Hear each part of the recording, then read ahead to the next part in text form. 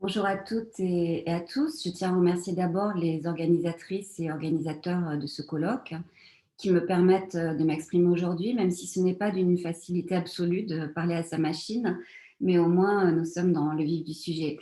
Alors si cette réflexion a été impulsée au départ par un échange avec l'artiste Philippe Boinard, comme vous avez dû le voir sur le programme, malheureusement il n'a pas pu participer à cette communication.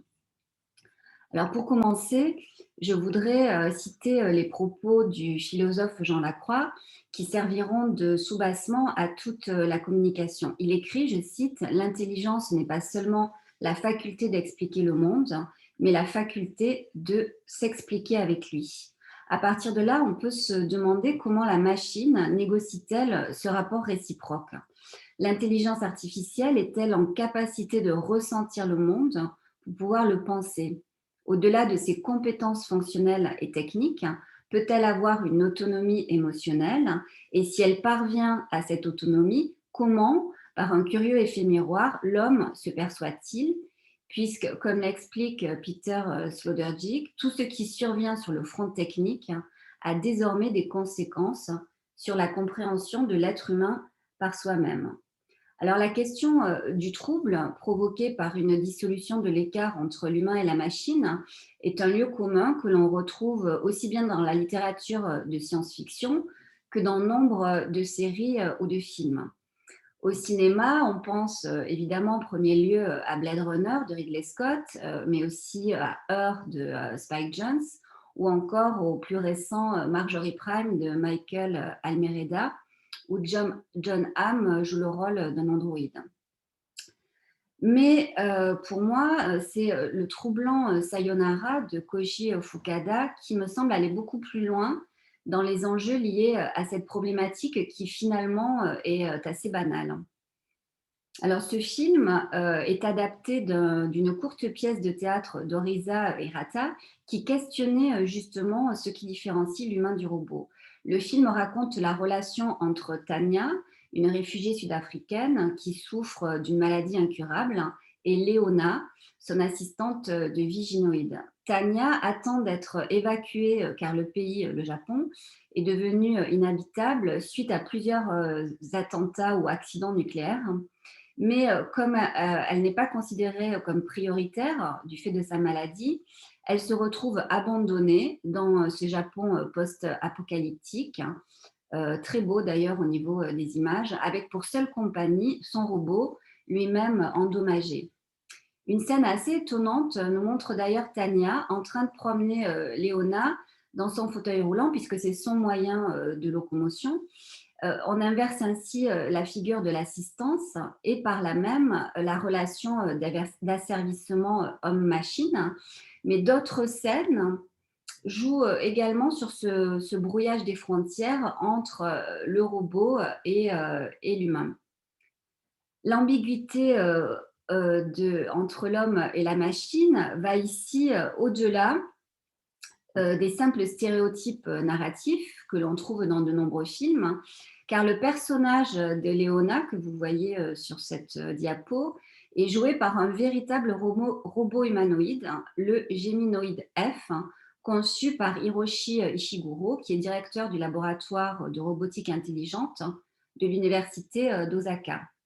Alors cet acteur, cette actrice, je ne sais pas comment dire, robotique, dont les mouvements et la voix ont été programmés, introduit une dimension réellement singulière au sens mathématique du terme de discontinuité et nous fait éprouver pleinement le concept de vallée de l'étrange tel que défini par Masahiro Mori. L'écart entre l'humain et la machine se situe finalement au niveau de la chair.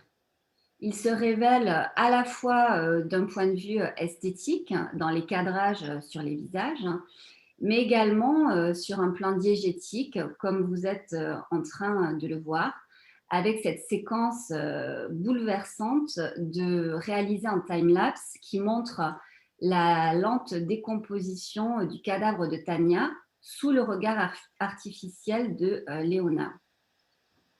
Et je prie les âmes sensibles de m'excuser.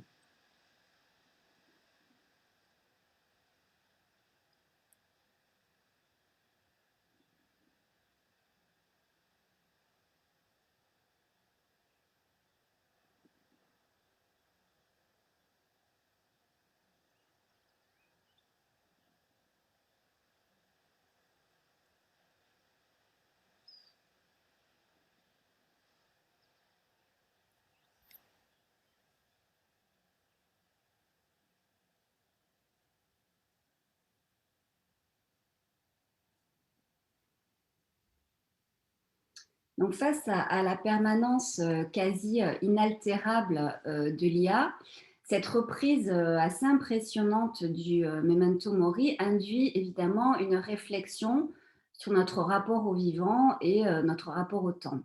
Mais, l'écart entre, l'humain et la machine se situe également au niveau des émotions, comme en atteste, le dialogue entre les deux protagonistes dans la scène, que je vais vous présenter あな maintenant. たは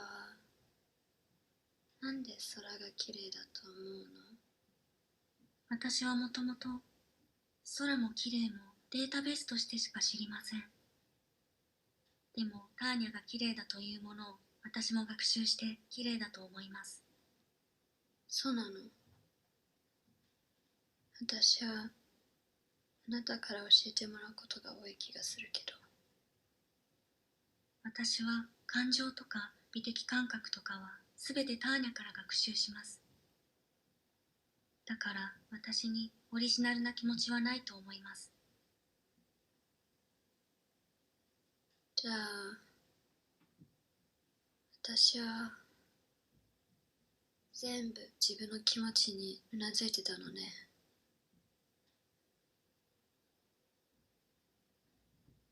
バカみたいね。Dans les représentations audiovisuelles anthropomorphes de l'IA, l'écart propre à créer le trouble apparaît en effet essentiellement au plan des émotions et donc de la conscience, hein, et non au plan de la compétence ou de la connaissance. Ceci est particulièrement prégnant dans Kara, un court métrage conçu par le studio de jeux vidéo Quantic Dream pour promouvoir son nouveau moteur de jeu en temps réel et ses compétences en matière de performance capture. Ce film montre d'une manière certes assez caricaturale, notamment via une vision très genrée, hein, comment des émotions adviennent à une entité gynoïde, hein, révélant nécessairement un dysfonctionnement inquiétant du dispositif de production des machines. Locomotion checked. Great, you're ready for work, honey. What's going to happen to me now? I'll reinitialize you and send you to a store to be sold. Sold? I'm a sort of merchandise. Is that right? Yeah, well, of course you're merchandise, baby. I mean, you're a computer with arms and legs and capable of doing all sorts of things. And you're worth a fortune. Oh, I see. I thought... You thought? What did you think? I thought... I was alive. Shit, what is this crap? That's not part of the protocol. More memory components going off the rails. Okay, recording. Defective model. Disassemble and check the required components. You're disassembling me, but why? You're not supposed to think that sort of stuff. You're not supposed to think at all, period. You must have a defective piece or a software problem somewhere. No, I feel perfectly fine, I assure you. Everything is all right. I answered all the tests correctly, didn't I? Yeah, but your behavior is non-standard. Please, I'm begging you, please don't disassemble me. I'm sorry, honey, but defective models have to be eliminated. That's my job. If a client comes back with a complaint, I'm gonna have some explaining to do. I won't cause any problems, I promise. I'll do everything I'm asked to. I won't say another word. I won't think anymore. But I've only just been born. You can't kill me yet. Stop, will you please stop? I'm scared. C'est bien l'émotivité exprimée de la machine qui inquiète ici l'ingénieur hors champ et sa capacité réflexive. Dès qu'elle dit je vois, je pensais que j'étais vivante, il lui dit tout de suite tu n'es pas supposée penser et elle, pour ne pas subir le désassemblage, promet de ne plus penser. Elle dit je ne penserai plus, j'ai peur. Donc si l'androïde ressent et pense, que reste-t-il finalement des conditions de possibilité de l'humain? Serait-il irrémédiablement conduit à cet avènement tant redouté de l'hypothétique singularité technologique?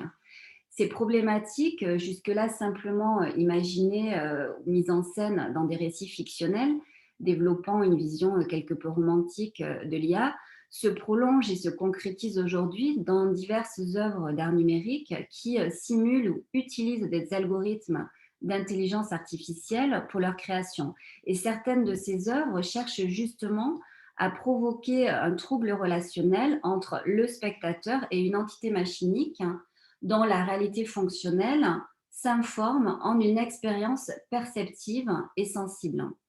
Donc cette capacité émotive supposée de l'IA, parce qu'elle échappe justement au principe d'efficience des systèmes automatisés, peut tout autant s'interpréter comme un dysfonctionnement de la machine, comme on le voit ici, que comme une compétence nouvelle propre à manifester un certain état de conscience de celle-ci et donc une évolution de l'entité.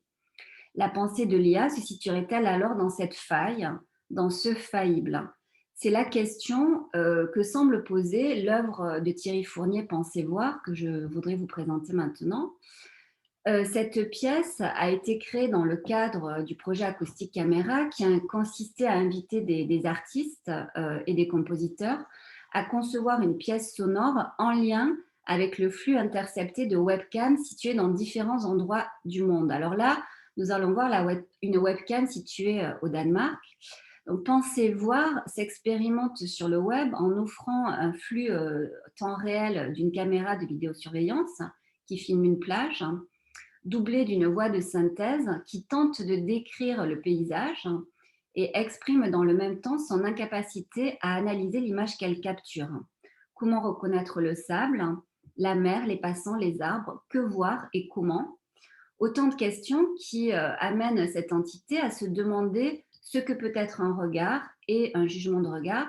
Et devant le constat de sa faillibilité, elle s'interroge alors sur son utilité en tant que machine. Thierry Fournier explique, je cite, « Se sentant incompétente, comme en burn-out, elle se compare aux micro-travailleurs ou aux algorithmes de détection du web. Elle décrit ses propres logiques, ses interrogations. Parfois, elle pense à des passages sur la certitude de Wittgenstein. De quoi est-on sûr? Qu'est-ce que voir lorsqu'on est une machine ?» Je vais vous montrer un extrait de l'œuvre que j'ai enregistré le 21 mai à 16h, puisqu'elle capte le flux en temps réel d'une caméra. J'ai réalisé quelques coupes que vous allez voir par des cuts au noir dans l'image. 1, 2, 1, 2. Ici, c'est le programme de la caméra de 139 000. Qu'est-ce que c'est? C'est un peu beige, on dirait, ou jaune, ou ocre clair. On dirait une plage. Peut-être. Le gris ou le bleu, c'est la mer? Je ne suis pas sûre. J'ai un problème de discrimination, je vois mal et je n'entends rien. Putain, j'y arrive plus. Je ne sais pas. Je ne suis pas sûre. Là. J'ai un problème de discrimination. Qu'est-ce que c'est que savoir? Peut-on dire où manque le doute, manque aussi le savoir? Pour douter, ne faut-il pas des raisons qui fondent le doute?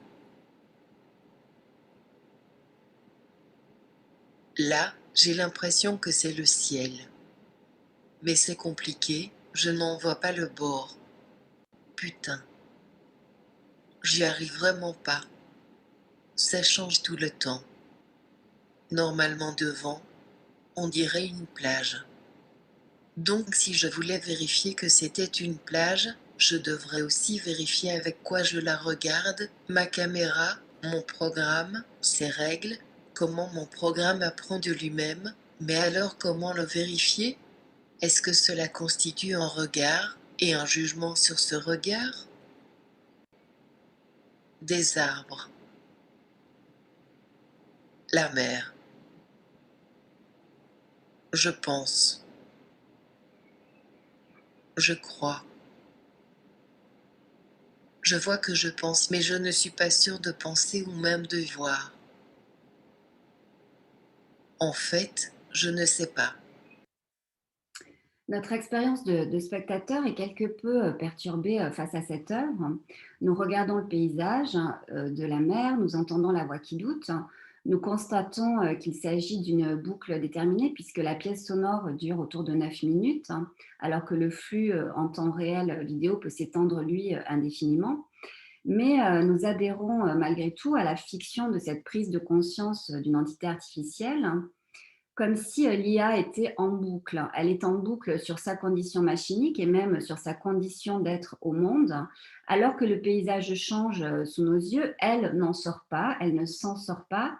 Ainsi, la boucle sonore me semble se diégétiser, apparaissant comme une conséquence de cet état de burn-out que décrit Thierry Fournier. Le dérèglement de la machine devient alors la métaphore d'un dérèglement d'un monde qu'il convient de mettre en doute, car comment continuer dans un tel monde? Putain, j'y arrive plus, répète l'IA à plusieurs reprises. La fragilité de la machine à décrire, son impuissance à se saisir factuellement de ce qui apparaît devant son œil numérique, ses biais de discrimination, donc pour reprendre les termes techniques, crée par ailleurs une inquiétante suspension face à ce que nous voyons nous-mêmes. Contrairement à Cara, il s'agit ici d'une IA décorporéisée, mais notre projection empathique n'en est pas moins convoquée, essentiellement parce que notre regard épouse le point de vision de la machine de surveillance et aussi sans doute par la familiarité de son langage. Notre regard de spectateur est assigné à ce point de vue frontal et fixe, à ce cadre donc contraignant spatialement, mais qui, du fait de l'enregistrement en temps réel, offre paradoxalement un champ temporellement infini. Or, ce point de vision est aussi un point de vue, au sens réflexif du terme, à savoir la construction d'un rapport au monde.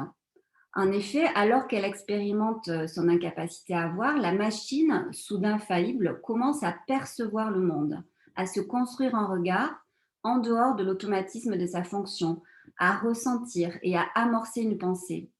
Bien que décorporéisée aux yeux du spectateur, du moins, la machine de vision n'en est pas moins incarnée. Bon, la voix artificielle est bien sûr la principale modalité de l'incarnation. Elle a donc un corps propre, au sens de Merleau-Ponty, c'est-à-dire un corps qui tout à la fois dévoile et soutient la subjectivité et est le principe de toute perception. C'est en lui que s'effectue et s'actualise toute spatialité et par conséquent toute visibilité. Au-delà de la capture, donc, de la saisie, l'IA perçoit et cet espace égocentré qu'elle expérimente, libéré de tout lien sensorimoteur, devient alors une image-temps singulière au sens deleuzien, c'est-à-dire une situation purement optique et sonore, mais elle est plus encore une image lisible et pensante. Comment voit une machine? Comment apprend-elle à voir? Quelle quantité de travail humain se cache en réalité derrière l'IA? Cette problématique du machine learning et des éventuels stéréotypes, préjugés et autres jugements de valeur qui peuvent être reconduits dans les procédures de programmation se retrouve en fait dans de nombreuses œuvres utilisant justement des algorithmes d'intelligence artificielle dans leur processus de création. À l'image pensante de Penser voir de Thierry Fournier, je voudrais, pour ouvrir la réflexion, plutôt que pour conclure, confronter l'image invisible de Trevor Paglen. Donc cet artiste américain questionne dans son travail la dimension politique des systèmes d'intelligence artificielle et plus globalement les réseaux connectés invisibles et la surveillance gouvernementale. Une exposition intitulée A Study of Invisible Images, présentée au Metro Pictures de New York en 2017, a offert une sorte de synthèse sur ses recherches sur la vision par ordinateur, l'intelligence artificielle et l'évolution du statut des images. Les images qui en résultent induisent non pas un nouveau régime de visibilité, mais d'invisibilité selon Paglen. Cette exposition présente donc différents types d'images invisibles, celles de bibliothèques d'images qui servent justement à entraîner les machines, celles issues de l'analyse de ces machines et enfin celles que les IA génèrent. C'est ce dernier type que je souhaite examiner ici avec la série Adversarially Evolved Hallucination créée en collaboration avec l'université de Stanford. Pour réaliser cette série, qui émane en fait de l'interaction entre deux systèmes d'intelligence artificielle, un pour la reconnaissance et un autre pour la génération d'images, Paglen s'est inspiré du travail du peintre surréaliste René Magritte, en particulier de son tableau au titre quasi programmatique « La trahison des images ». Il a formé une IA à reconnaître les images associées à des taxonomies très particulières. Les catégories sur lesquelles se fonde la reconnaissance ont été en effet élaborées à partir de données issues de la poésie, de la littérature, de la psychanalyse, loin donc de tout impératif d'efficience analytique. Par exemple, on retrouve des catégories comme rêve, présage ou encore monstre. Voici quelques-unes des images obtenues avec ce dispositif et j'ai indiqué en légende les catégories concernées. Elles me semblent vraiment saisissantes dans leur inquiétante étrangeté. Avec ce double dispositif donc de reconnaissance et de génération des images, l'artiste démontre par là la non-neutralité des systèmes de reconnaissance des IA et le potentiel biais induit par les données d'entraînement. Pensé comme un méta-commentaire sur la problématique du machine learning, pour reprendre les propos de l'artiste, cette œuvre révèle finalement la subjectivité des images générées par les IA et donc la dimension politique de tout système de vision industrielle. En désapprenant les IA à voir, du moins selon les catégories standardisées, Trevor Paglen cherche à rendre visibles, sinon perceptibles, les nombreux processus à l'œuvre derrière ces images invisibles et ainsi nous donne-t-il la possibilité d'en contester le sens assigné. Je vous remercie pour votre attention.